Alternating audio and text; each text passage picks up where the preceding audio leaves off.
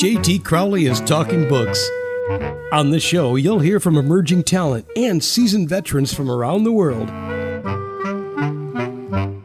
Hello, I'm JT Crowley, and today I'm talking to Steve Wachtel from Washington Heights in New York City about his book, Sandlot Poet, which is a book of 64 free verse poems about life in general, with a nod to the streets of New York, where he has lived for all of his life.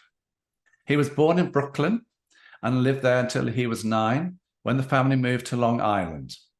Brooklyn, in his youth, was a little United Nations, a cosmopolitan of nations. Its rich tapestry of life left an indelible mark on him.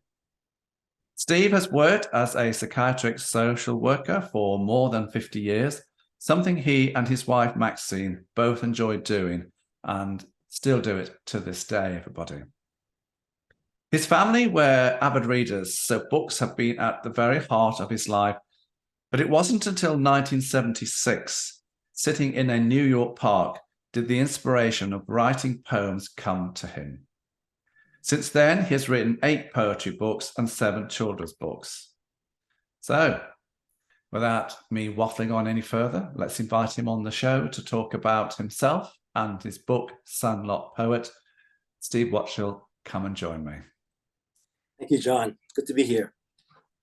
It's a huge pleasure to be chatting to you, because New York is very dear to my heart. My late mother came from New York, and the streets of New York, when I looked at your poetry book, they just hit the page and just come to life. They really, really do. Thank you for that. Thank you for that. I'm very much a chauvinistic New Yorker. I've lived here all my life, as you said, and there's much to be enjoyed here in terms of different cultures, different ideas, and it's very important. So, Steve, before we actually open the book, would you like to tell us a little bit about yourself? Your background, your childhood, and Sure. why poetry?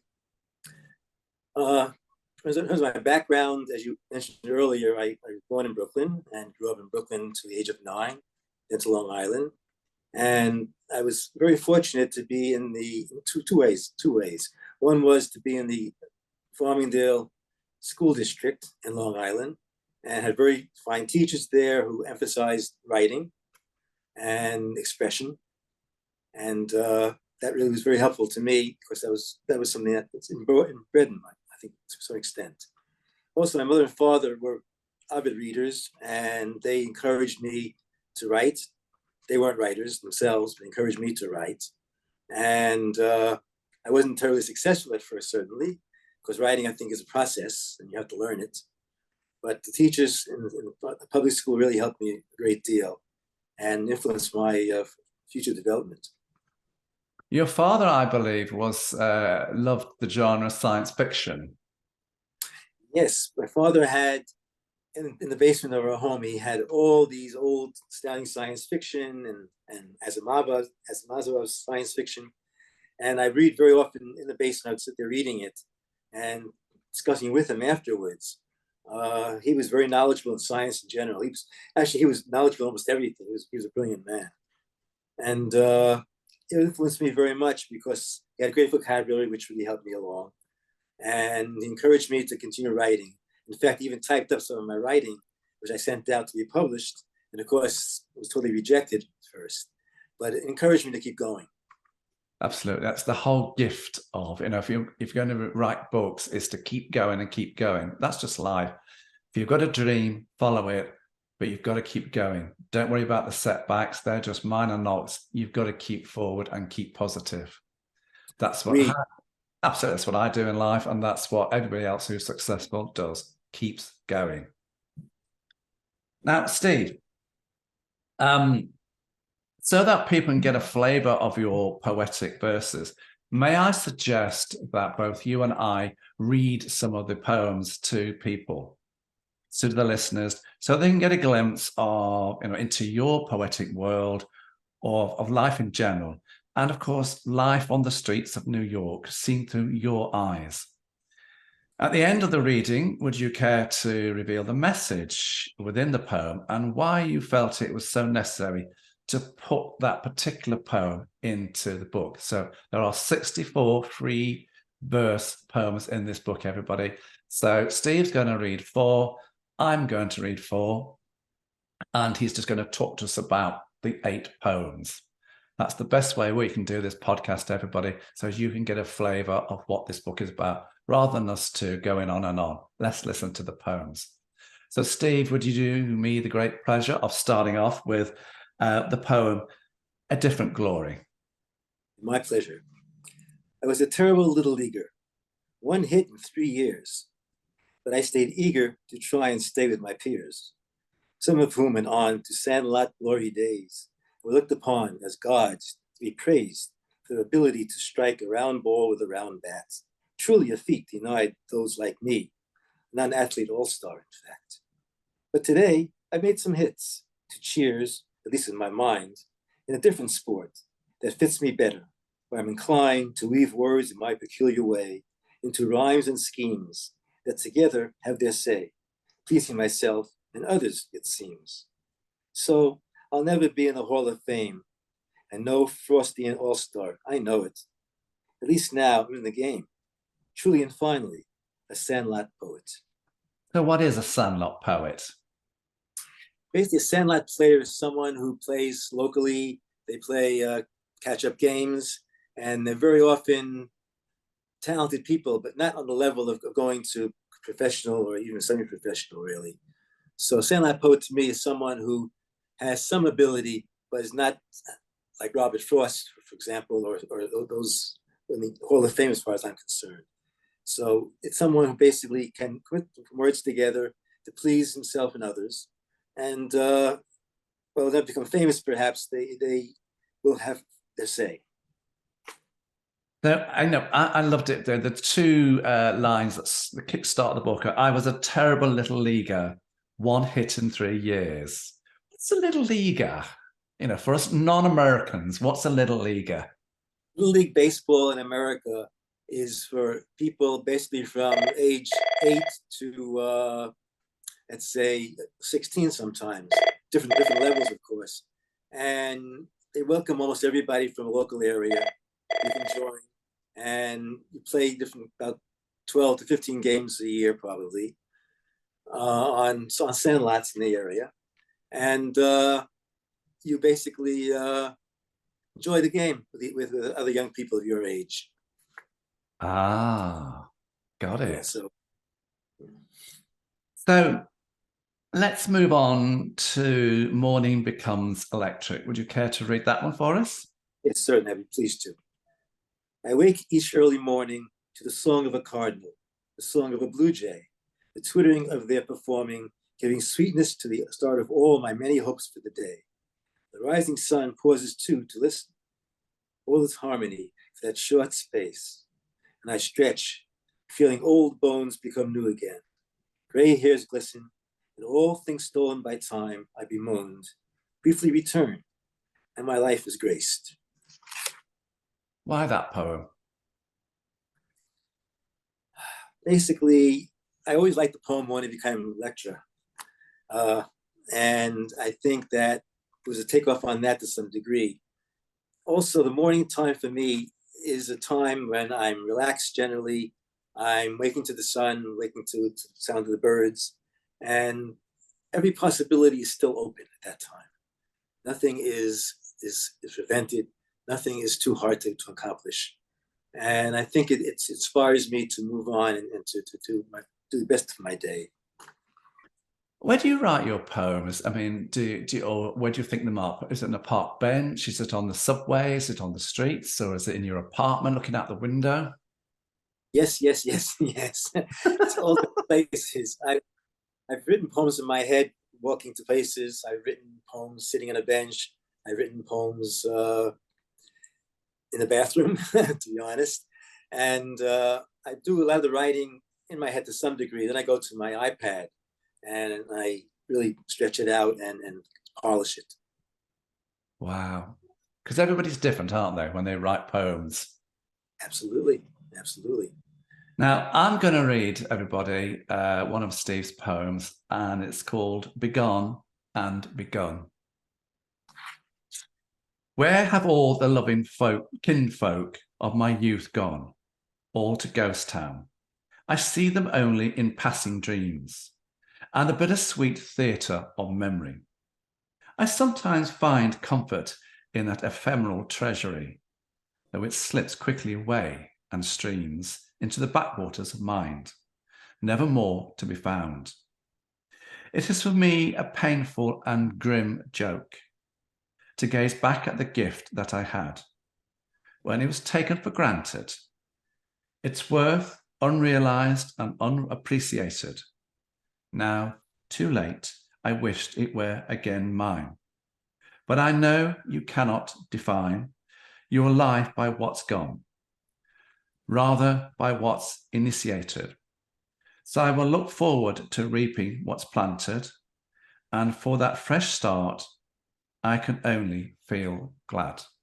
What made you write that one? I very much thinking at times about people that I knew and are no longer around, who influenced me and were kind to me, when I miss, or ideas sometimes that come to me that I want to develop, and sometimes I just fail to develop them, and then they're gone, as I said. So basically, I think that looking back has its pleasures and also its pains, but it's very important to know that there's always something to look forward to and something to pursue in the present and in the near future. So this was a poem for you, more a reflection about life, wasn't it? Yes, very much so.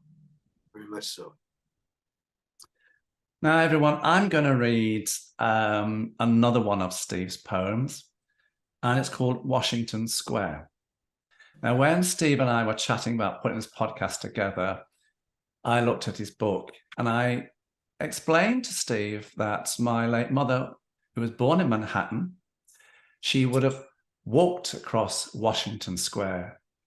So, and I've been to Washington Square. So when I said to Steve, I would like to read some of your poems, the first one that jumped to mind was Washington Square.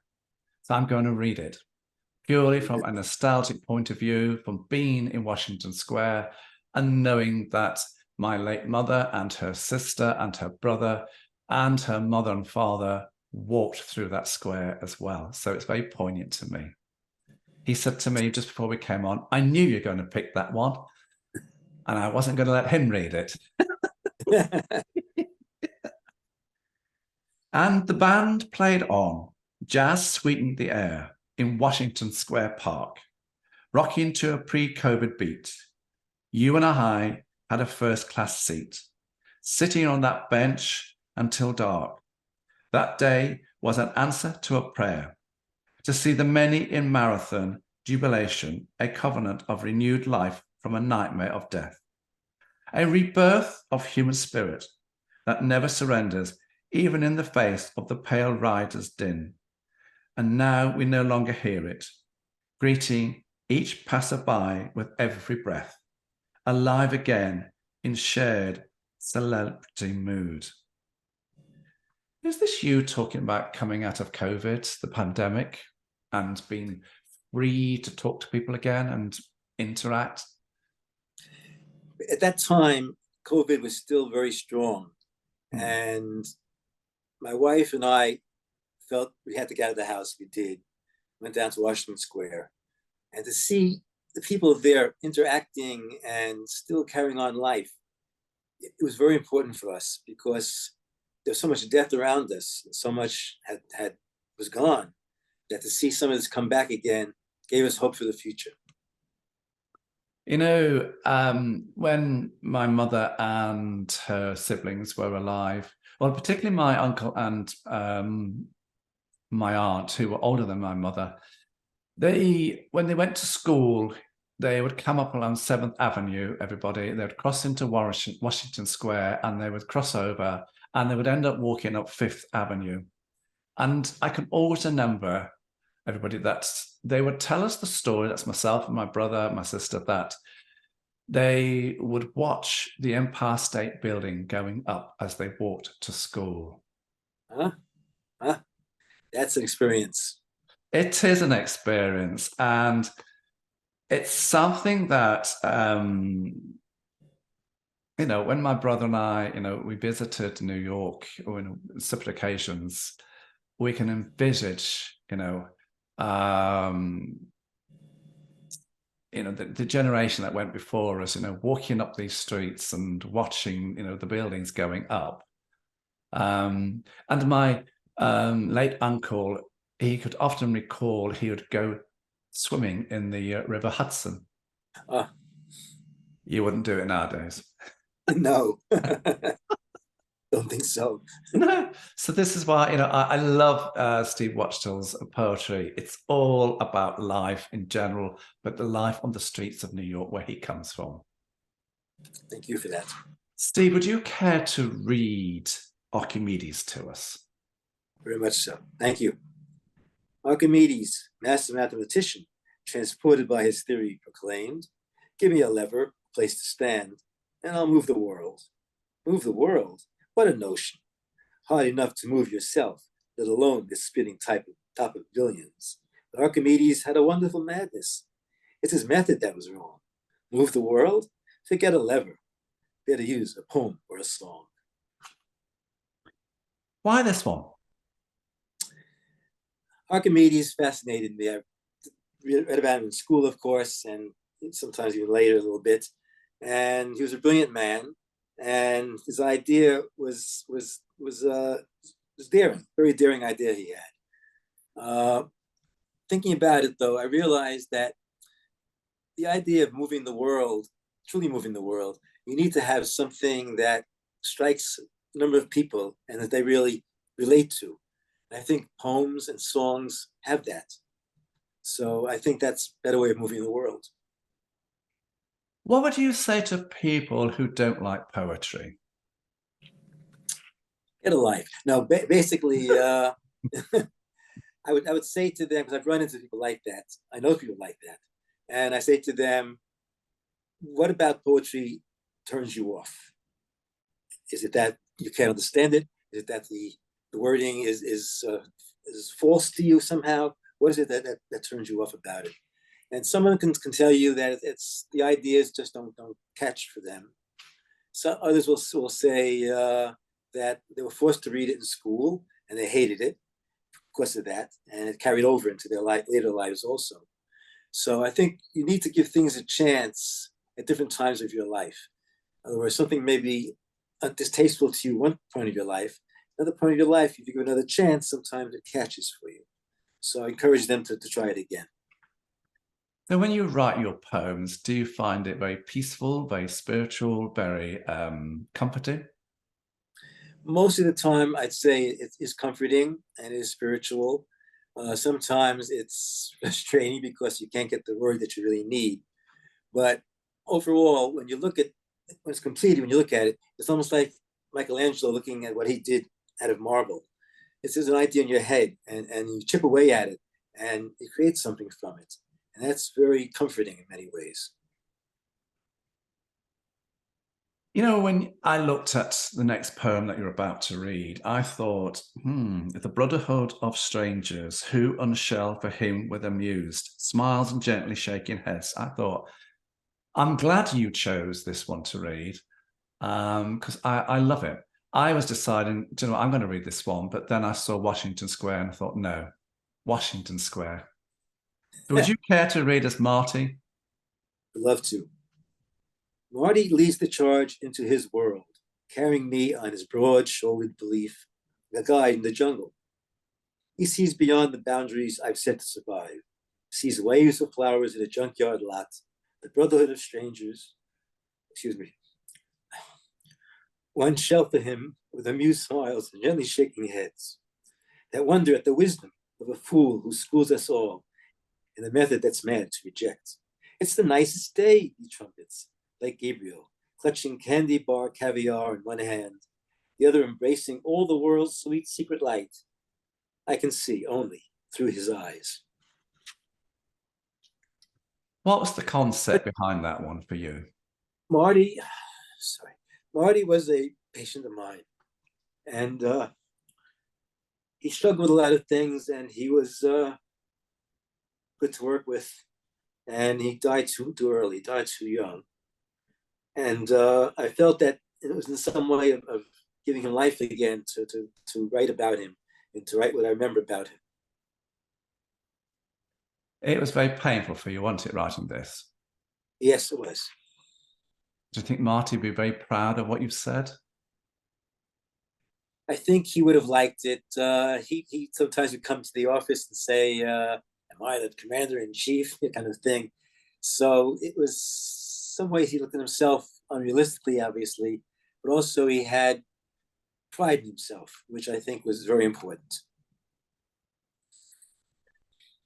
I want to go to another one of your poems, Steve. And I think I know what you're getting at here. And it's headed up Change, everybody. I'm going to read it. They're taking down the statues of once upon a time heroes, who have suddenly become zeros, for their beliefs and acts that used to be sacred now become an abhorrence. Well, times change and metal rusts, and those who now sleep in the dust are revealed as thieves whose performance stole hope and freedom and the future from men and women whose only crime perhaps has been there or here at the wrong time, victims of some nefarious pursuer. They're putting up statues of forgotten heroes, men and women of all shapes and hues, who were giants almost magically infused, with visions so ethereal that there rose their beacon, their purest sun, to illuminate the path to a brighter day, when all people can join hands and say, we are all different, yet one.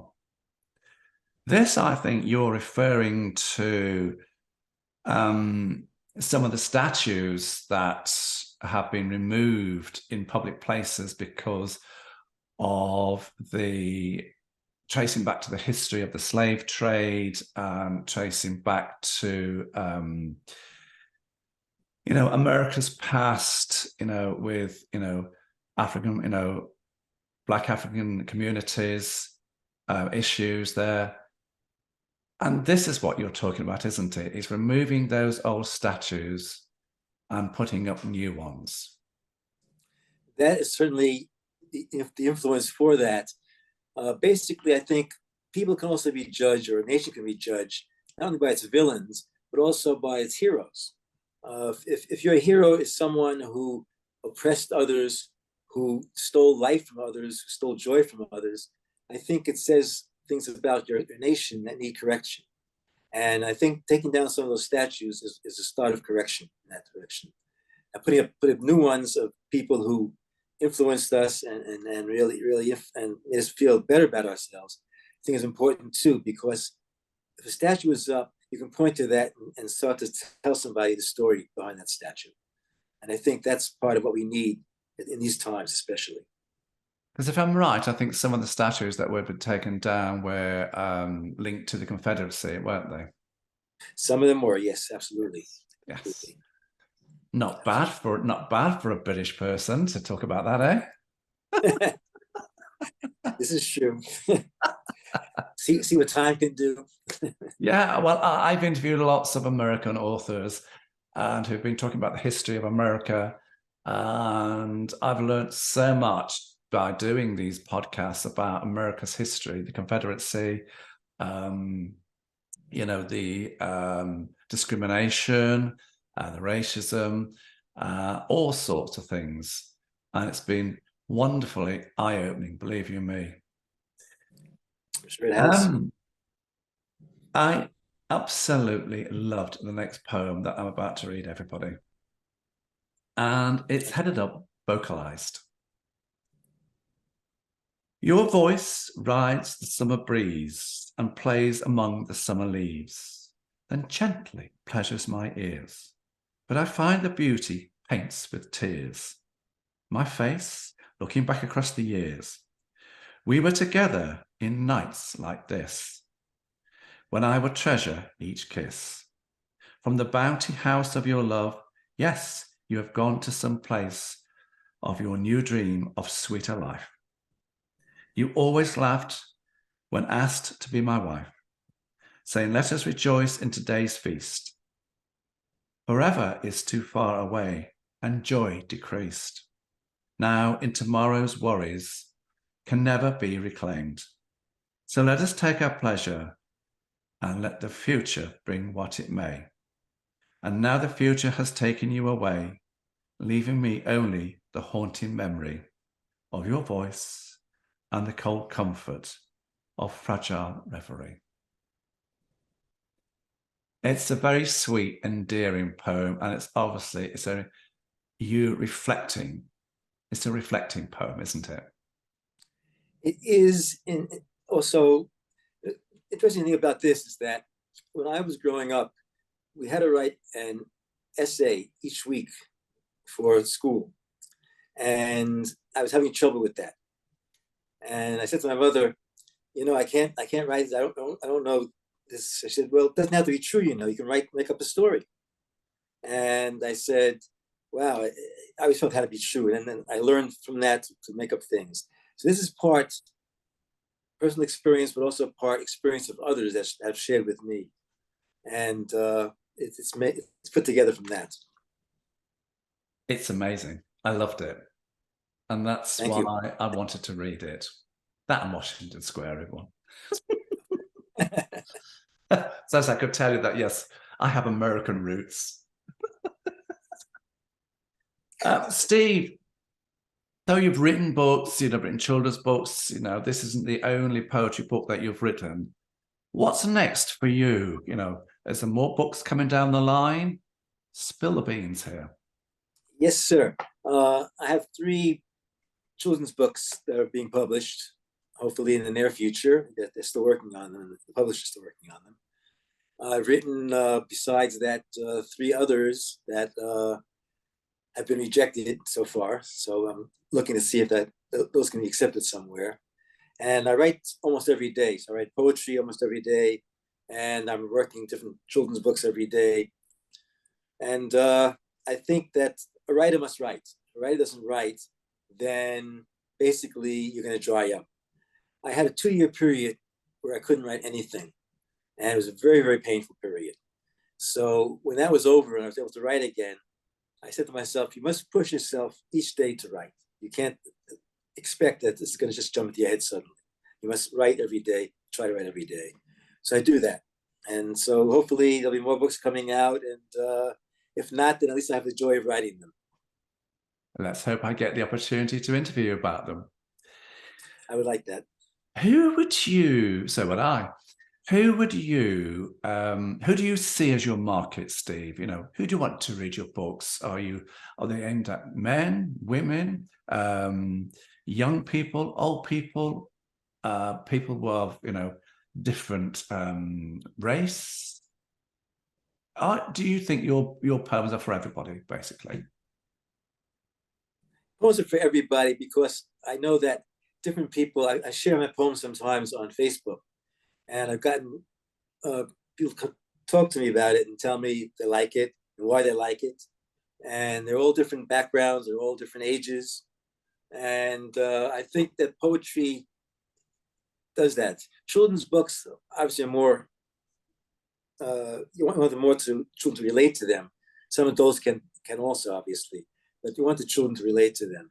So books are a little bit different, but the poetry, I think, is everybody can relate to that.